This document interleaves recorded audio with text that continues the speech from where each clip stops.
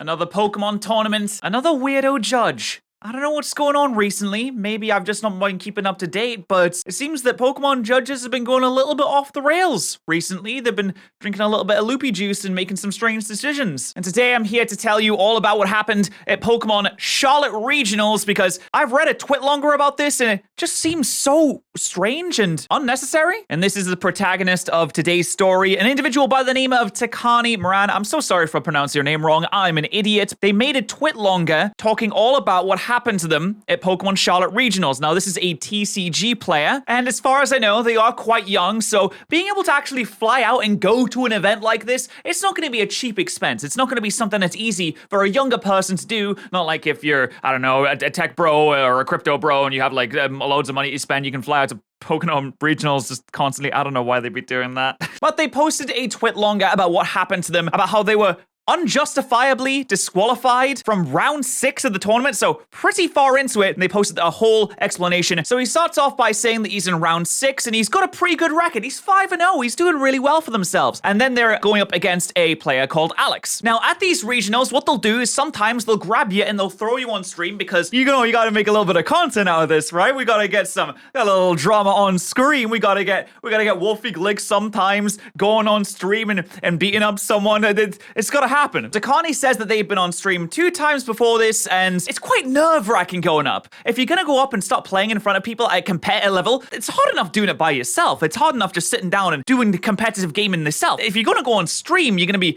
potentially having hundreds, maybe even thousands of people watching you at some point. There's someone that has been on a stream with over 1,000 people at one point. I can say it's a little nerve-wracking. That's a lot of eyes on you. So they go and walk up, they go to get themselves ready to go on stage, to go on the stream, to have their game, and one of the judges stops them and asks them what their preferred pronouns are, which is, you know, standard thing to do, just so that the commentators can get it correct. They don't want to make any mistakes on that. Pretty inclusive policy. No problems there. Now, Takani, being nervous in this situation, was like, him, like kind of stuttering, a little bit of nerves, and they make like a little laugh at the end because, you know, it's nervous. Nervous energy kind of makes you laugh sometimes. After that, before they go on, the judge comes back again and they say, hey, just to clarify what the pronoun situation is, and they both answer the same question. Alex and Takani both say, oh yeah, he, him. They a little nervous laugh at the end. Sounds like something I would do, to be honest. He then clarifies in the twit longer, no issues with people having different pronouns. You can do whatever you want to express yourself. Doesn't affect his life, which,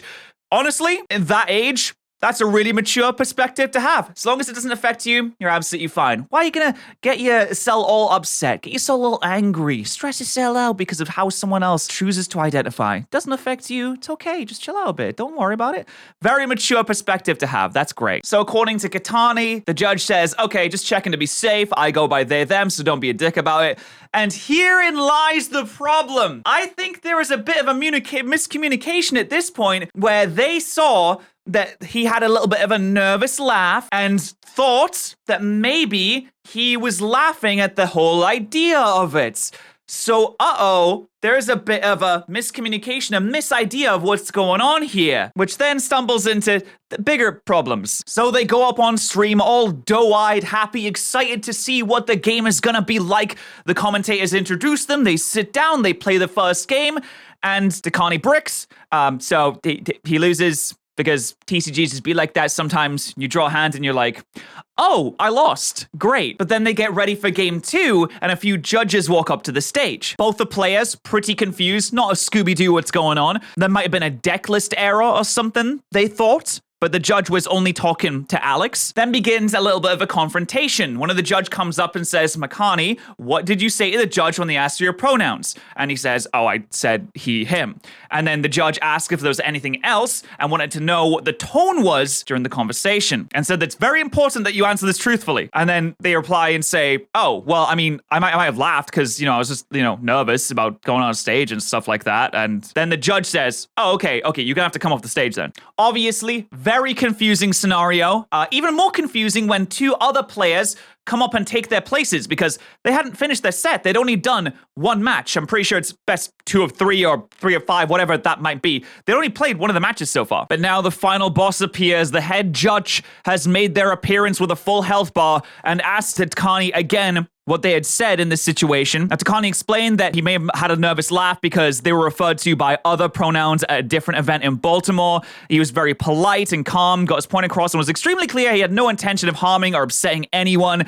Nothing against people's pronouns. No incentive, because it wouldn't make sense to just go around being an ass to people for no reason. Why would you try and lose that?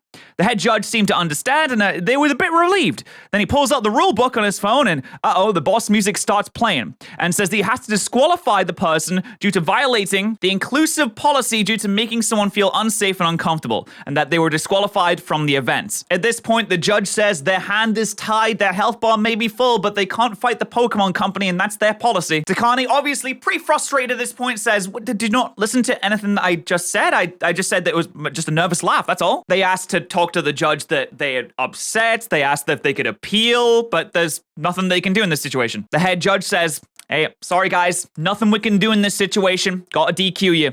He explained to the judge he spent $800 and took 2 flights to make the event, had missed school for the event, which, I mean, that's just really a bonus, to be honest. But a competitor in this scenario, especially one that's quite young, you put so much time and effort into this and it becomes your life. You become absorbed in it. So just to be disqualified for like a nervous laugh, that's not great. And then to make matters worse, they also told him that he couldn't stay in the venue and kept prodding him to sign a match slip to signify that the match was over. Like, hey, come on, you gonna sign it? You gonna sign the match slip? While he's sitting there, obviously in a terrible state, super upset in that scenario. But after he signs the slip, the head judge buggers off and just leaves him to fester in a sadness, I suppose. And that was basically the end of his twitlonger. Now, this blew up on Twitter, got over 1 million views, had a ton of people going in on the judges about the whole competition. In fact, I even went and watched back the whole TCG the session on the stream because I saw this message right here. I said, okay, maybe there's 2 sides to this situation.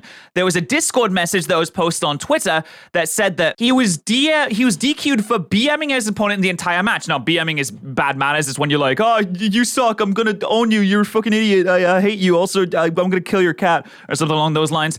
And when the judge told him to stop, he said, I don't care, I do what I want. Apparently, they were already planning on DQing him after the first game. They pulled the stream, got them both down, and had the paperwork ready. Now, this is one of the Texas event organizers, and said even the head staff was saying, get ready to watch Twitter because both of these players are prevalent, which is a crazy thing for a professional Pokemon judge to say, like, oh, dude, this is gonna pop on Twitter. This is gonna bang on Twitter, yo. People are gonna be like, going crazy. The retweets? You're not ready for the retweets. And finished off by saying, you BM your opponent and the judge is on stream, you're out ASAP. And I was curious. I was like, oh, did he BM? So I went back and I watched the whole thing on double speed because, like, these games take forever for some reason. And I didn't see one piece of BMing the entire time.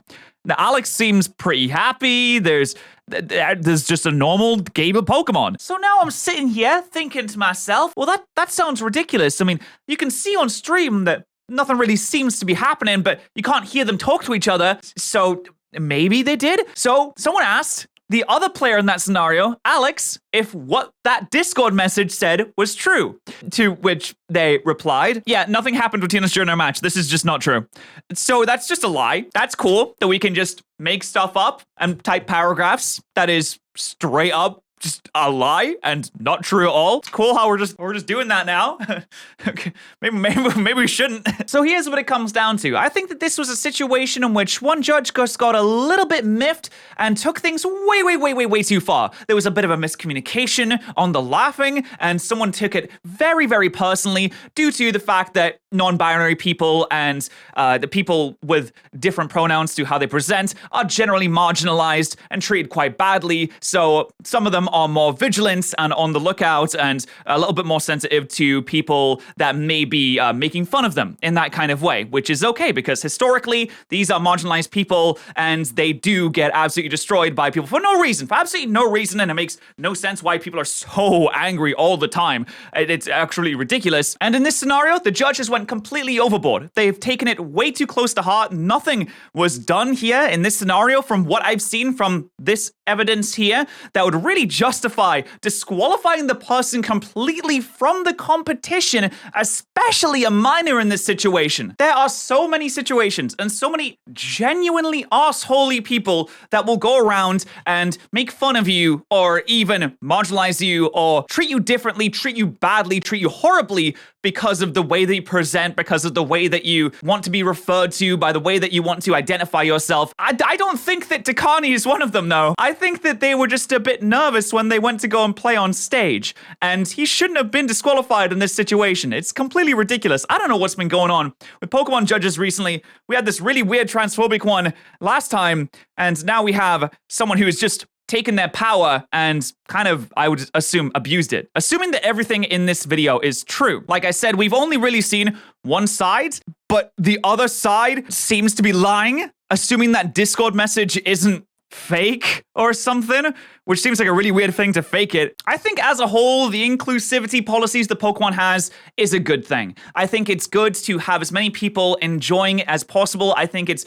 great that you can go in and you can feel comfortable and safe in a scenario. And I think it's generally mostly a good thing that people who make people feel unsafe will get booted out. But I don't think that this is a situation where anyone truly felt unsafe because a child had a nervous giggle at some point. I think that maybe we should pick the battles a little bit better here, considering how much hate there is out there in the world, and understand that this wasn't a battle that actually needed to be fought. Also, I just realized his name is Makani, not Takani like on Twitter. I'm an idiot. I'm really sorry if I'd said it wrong the entire time. I apologize.